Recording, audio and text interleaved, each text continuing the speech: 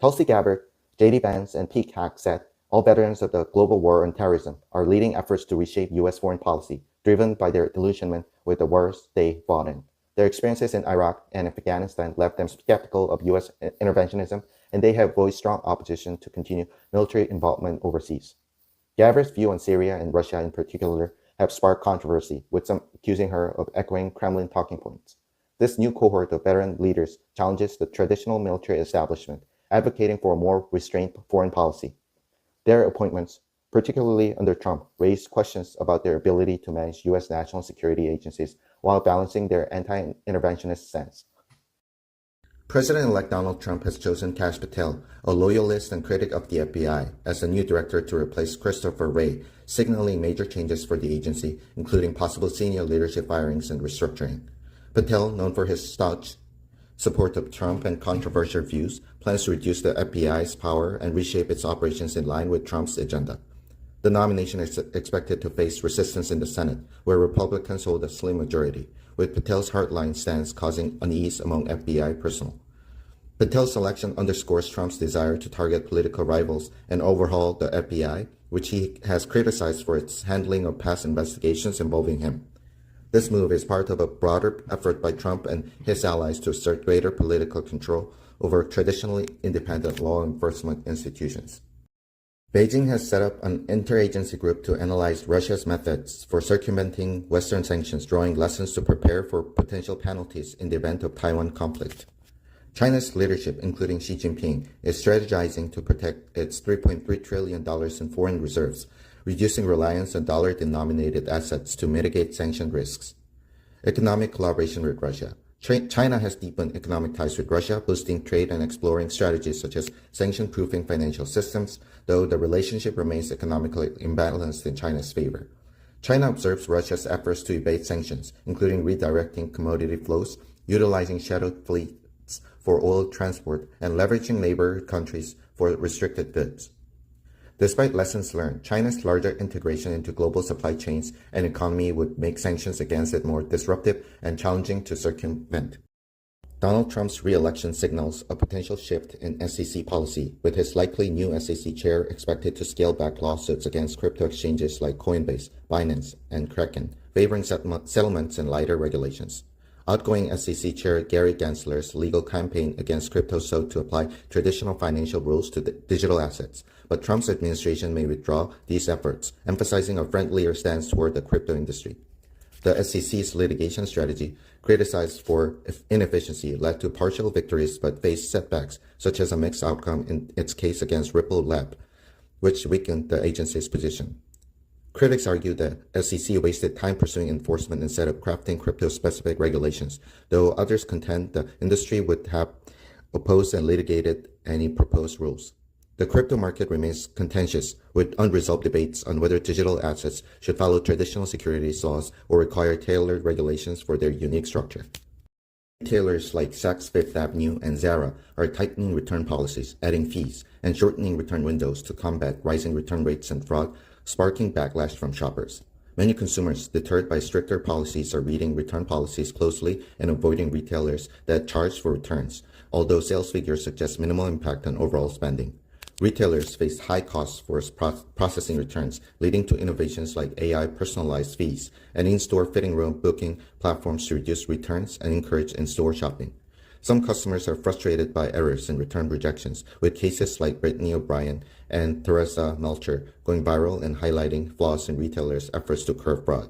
Despite dissatisfaction, retailers are prioritizing profit protection over customer convenience, balancing the need to maintain loyalty while addressing the financial strain of high return rates. Texas leaders are collaborating with President-elect Donald Trump's team, offering land and resources to bolster his plans for border restrictions and mass deportations, inspired by the state's $11 billion Operation Lone Star.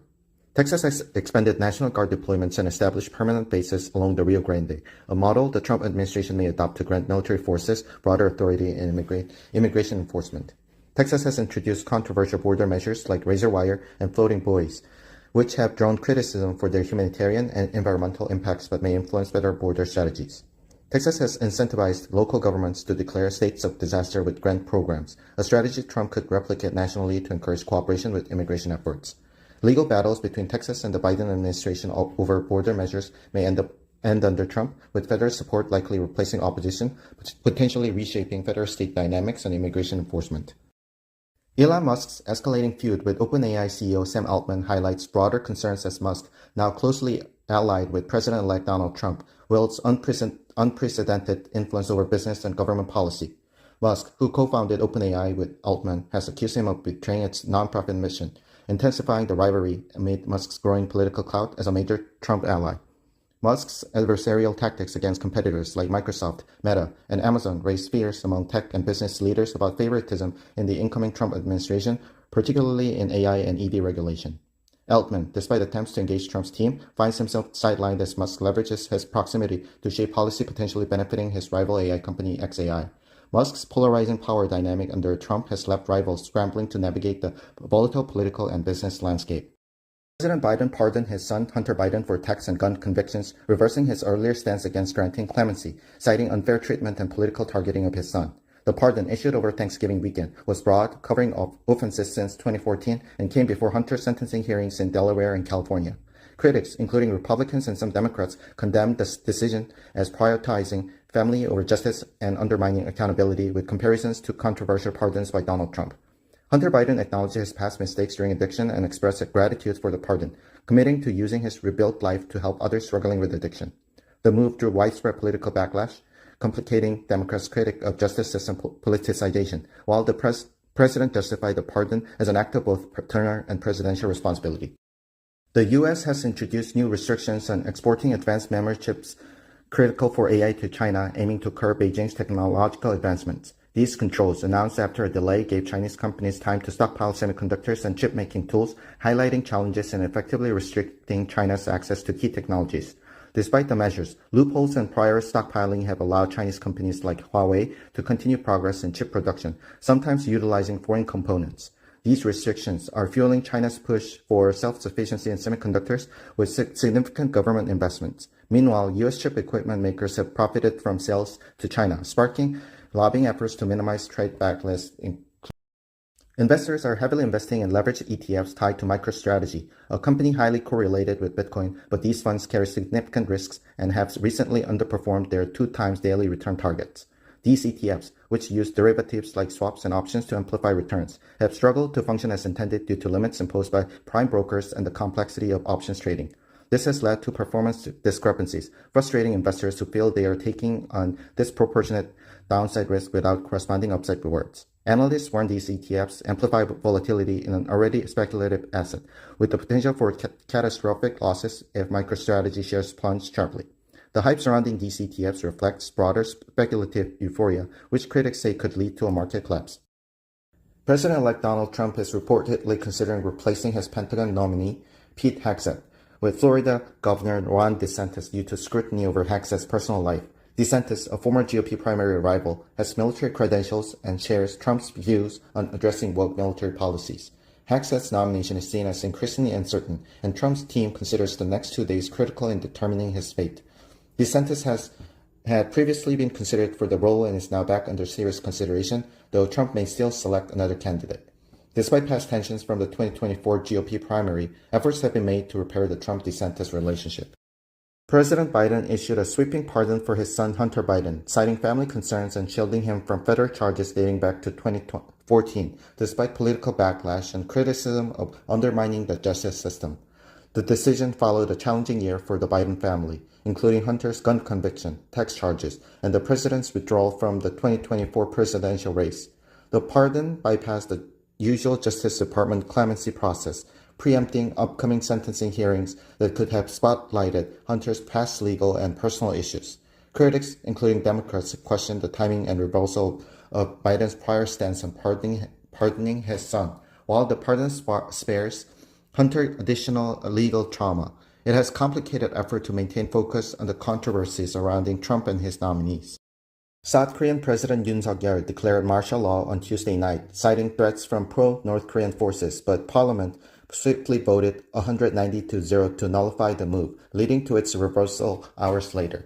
The declaration, condemned as unconstitutional by both opposition and ruling party figures, sparked protests and calls for Yoon's impeachment. The unprecedented action in modern South Korean politics comes amid Yoon's plummeting approval ratings, political scandals, and legislative gridlock. The crisis caused market turbulence with declines in South Korean stocks, currency, and investor confidence. Critics argue Yoon must provide a detailed explanation to address accusations of using martial law for political gain. The article discusses the evolution and impact of U.S. tariffs, particularly under Donald Trump's administration and their continuation or expansion under President Biden. Since 2018, tariffs on Chinese imports have risen significantly, causing shifts in trade patterns, with China's share of U.S. imports decreasing while imports from other countries increased.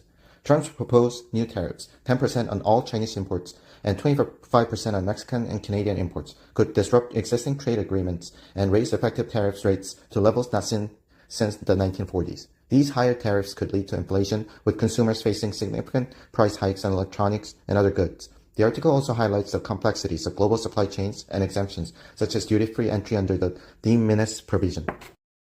The economic prospects of working-class white Americans have declined in recent decades, while those black Americans have improved, narrowing the income gap between the groups.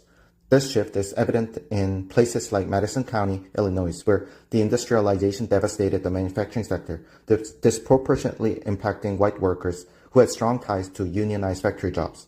Black workers, historically less reliant on manufacturing, benefited more from growth in sectors like healthcare, transportation, and education. Social networks and role models in black communities played a crucial role in fostering upward mobility, with a focus on education and broader employment opportunities. Meanwhile, white communities tied to manufacturing continue to face economic and social struggles as jobs and generational pathways to success erode.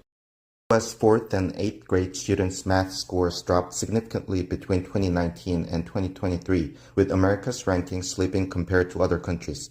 The Trends in International Mathematics and Science Study, TIMSS, found that U.S. students experienced larger declines than their peers abroad, partly due to longer school closures during the pandemic.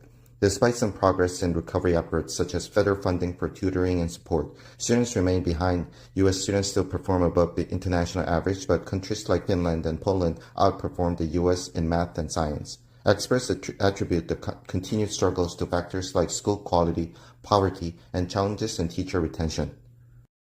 Saudi Arabia's control over global oil markets is waning due to rising U.S. production and growing internal pressure within OPEC+. The kingdom struggles to maintain higher prices, which are necessary to fund its economic diversification projects as OPEC+ members push for more production. Tensions within the cartel have increased, with countries like Iraq, Kazakhstan, and the UAE lobbying to raise output. U.S. oil production continues to rise, contributing to a global supply surplus and pushing prices down, while Saudi Arabia's influence over OPEC+ is weakening. The situation is further complicated by the potential impact of Donald Trump's re-election on U.S. oil policies, which could add downward pressure on prices. Eitan Arusi, a former Israeli intelligence officer turned private investigator, is under investigation for his role in obtaining confidential information on opponents of ExxonMobil and other high-profile clients, potentially through illegal hacking. Arusi, who previously worked on major cases such as uncovering terrorist financing, was involved in obtaining and leaking private emails, including those of billionaire Tom Steyer and Saudi Crown Prince Mohammed bin Salman. Prosecutors are exploring whether his actions were part of a broader hack and leak operation tied to corporate intelligence efforts. Arusi denies any illegal activity, and his lawyer asserts that he has never engaged in hacking. The investigation has drawn attention to the controversial practice of hacking for profit, which has spread in corporate circles over the past 2 decades. General Motors is set to incur over $5 billion in impairment charges and write-downs in the fourth quarter due to challenges in its China business. The company wrote down the value of its partnership with state-owned SAIC Motor after concluding that the drop in value is not temporary. GM's market share in China has shrunk, and the company posted a loss in the country for the first 9 months of 2024. GM is restructuring its operations in China, including plant closures and portfolio optimization, as it tries to make the business sustainable. Despite the challenges, CEO Mary Barra has confirmed GM will continue its effort in China. Pete Hegseth, President-elect Trump's pick for defense secretary, faces growing opposition in the Senate due to allegations of inappropriate behavior, including mistreatment of women and excessive drinking. He is set to meet with key Republican Senator Joni Ernst, whose support is crucial for his confirmation.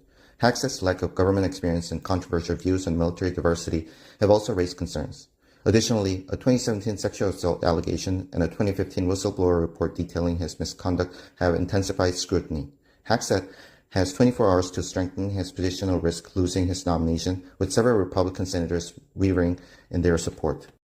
Thompson, the CEO of United Health's insurance unit, was fatally shot outside of a Hilton hotel in Midtown Manhattan on December 4, 2024, shortly before the company's annual investor meeting. Thompson, 50, was shot in the chest and leg around 6:45 a.m., later dying in the hospital. The police are investigating the incident but have not identified a suspect or a motive.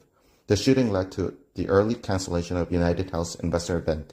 Thompson had been with United Health since 2004 and had served as CEO of its insurance arm since 2021. AWS announced plans for a massive AI supercomputer called Ultra Cluster, which will use hundreds of thousands of its homegrown Trainium chips. The supercomputer built for the AI startup Anthropic is expected to be one of the largest in the world when completed in 2025. Additionally, AWS unveiled a new server, Ultra Server, which combines 64 interconnected Trainium chips for more efficient AI training. These efforts align with Amazon's strategy to reduce reliance on NVIDIA by offering its custom-designed chips as a lower-cost alternative for AI workloads. While NVIDIA still dominates the AI chip market, AWS aims to carve out a niche for its Trainium chips in its specific use cases. The Supreme Court is hearing arguments about Tennessee's law banning transgender minors from receiving puberty blockers and other treatments, which families and the Biden administration claim violates the 14th Amendment's Equal Protection Clause. Conservative justices seem sympathetic to Tennessee's argument that the state can regulate risky treatments for minors. Advocates for transgender rights argue the treatments alleviate gender dysphoria and prevent harm, while critics claim the treatments may harm young people who later regret them.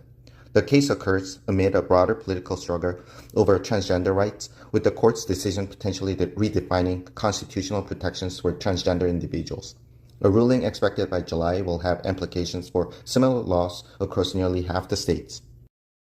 Kevin Daniel Loftus, a Capitol rioter from Texas on probation for his role in the January 6 attack, attempted to join Russia's military to fight against Ukraine, but was stopped from boarding a flight to Turkey.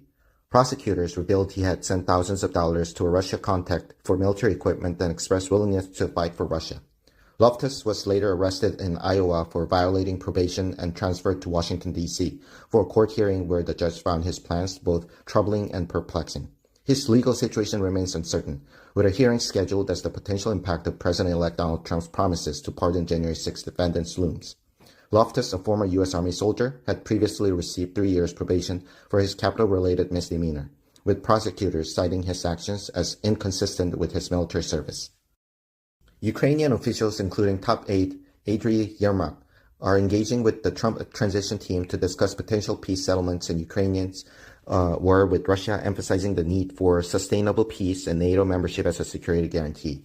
The Trump team, led by Special Envoy Keith Kellogg, supports leveraging U.S. arms shipments to negotiate with Russia, but shows little interest in fast-tracking Ukraine's NATO membership.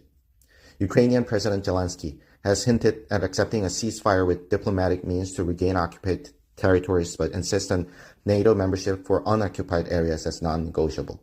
Trump advisors have discussed plans recognizing Russia's occupation of Ukrainian territory while potentially pausing Kyiv's NATO bid, which contrasts with Kyiv's more assertive demands. Amid frustrations with the outgoing Biden administration's limited military aid, Kyiv sees the incoming Trump administration as a potential avenue for breakthroughs in the conflict resolution. Federal Reserve Chair Jerome Powell stated that the U.S. economy is performing better than expected since September, allowing the Fed to move cautiously in cutting interest rates. The Fed has already reduced interest rates twice, with another quarter-point cut expected at its December meeting, reflecting a focus on balancing growth without spurring or slowing it. Powell emphasized caution as the central bank aims to set rates near a neutral level, estimated below 4%, after last year's aggressive hikes to combat inflation. Inflation has declined but remains uneven, with the Fed's preferred measures showing a 2.8% rise in prices, excluding food and energy, over the past year, still above the 2% target.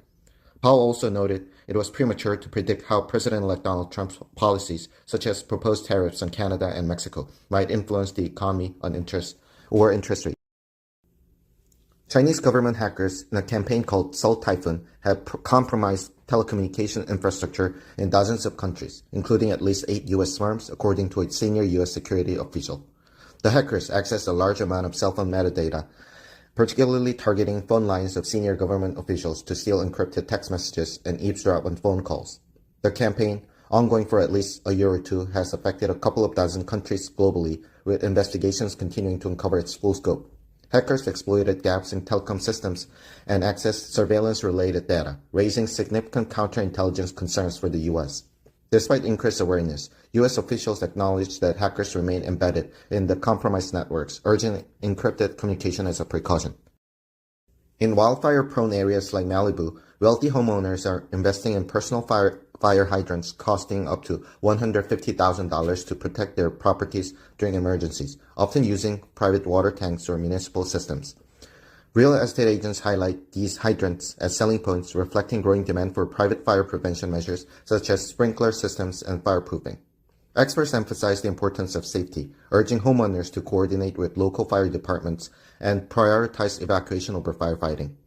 The trend also includes grassroots efforts like community fire brigades using specialized hydrants and training to enhance local preparedness. Despite risks, homeowners value these precautions as part of the trade-off for living in desirable but high-risk locations. David Sinclair, a Harvard geneticist, a prominent figure in the longevity field, has founded numerous companies based on the idea that aging can be treated or reversed. Despite raising over $1 billion, many of these ventures have failed or delivered limited results, facing criticism for overstating scientific claims and struggling with FDA approval challenges. His most notable successes, including selling Certers Pharmaceuticals for $720 million, though the company was later closed due to safety concerns. Sinclair continues to promote longevity through various businesses, including consumer products like biological age tests, but many scientists question the validity and effectiveness of such offerings. While his influence and optimism fuel interest in anti-aging research, his ventures have often highlighted the difficulties in translating experimental science into reliable treatments. Elon Musk and Vivek Ramaswamy visited Capitol Hill to promote the Department of Government Efficiency, aiming to cut federal spending by up to $2 trillion. They engaged with Republican lawmakers, including House Speaker Mike Johnson, emphasizing government downsizing and efficiency. While their discussions focused broadly on potential reductions, specific details about the cuts were not provided, sparking concerns over politically sensitive areas like military and entitlement programs. Some lawmakers, such as Senator Joni Ernst and House Representative Aaron Bean, have established caucuses to support DOGE's goal, with bipartisan interest beginning to emerge. However, analysts and lawmakers remain skeptical about the feasibility of such cuts without significant challenges. The article discusses 6 initiatives proposed by Elon Musk and Vivek Ramaswamy for the Department of Government Efficiency under this incoming Trump administration. Their plans include cutting $2 trillion in federal spending, though specifics are unclear, and streamlining regulations by challenging agency rulemaking authority. They also propose reducing the federal workforce and limiting remote work to enhance efficiency. Other ideas include ending daylight saving time changes and scrutinizing funds for clean energy and manufacturing projects tied to Biden's policies. These plans face significant political and legal challenges requiring legislative and executive actions. South Korea's President Yoon Suk-yeol faces an impeachment vote after declaring martial law, citing national security concerns.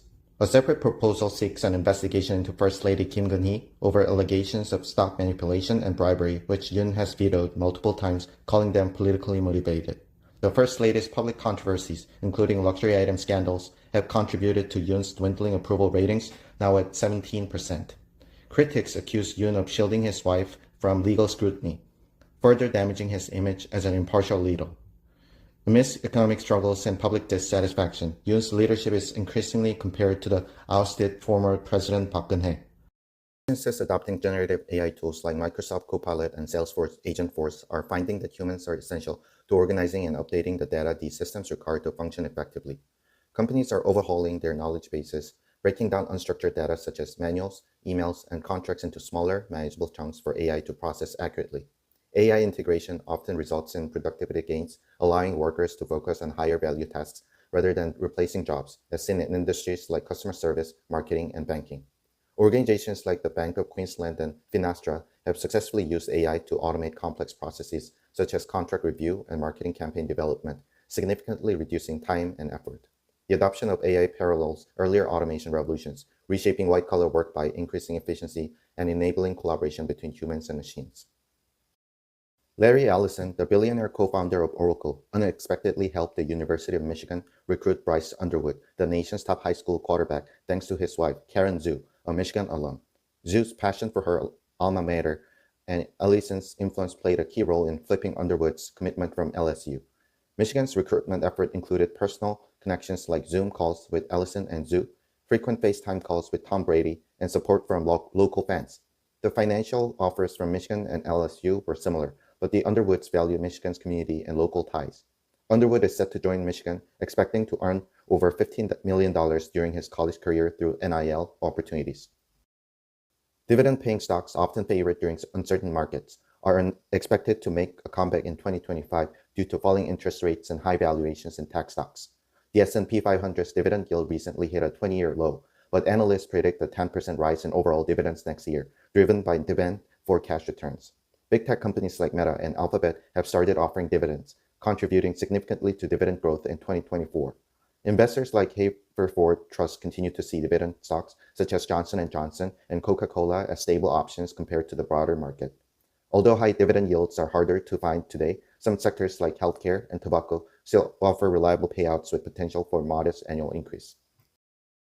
Startups are increasingly turning to tender offers, allowing employees and early investors to cash out shares as an alternative to IPOs to avoid the costs and scrutiny of going public. Tender offers have gained significant traction, with over $6 billion in private company stocks sold through such deals in 2024, facilitated by platforms like Nasdaq Private Market. High-profile companies like SpaceX and Stripe routinely conduct these transactions, enabling them to retain employees and defer IPOs while keeping their operations private. While tender offers provide liquidity for employees, these private shares carry higher risks due to the limited disclosure and liquidity, prompting calls for reforms to widen access for non-wealthy investors.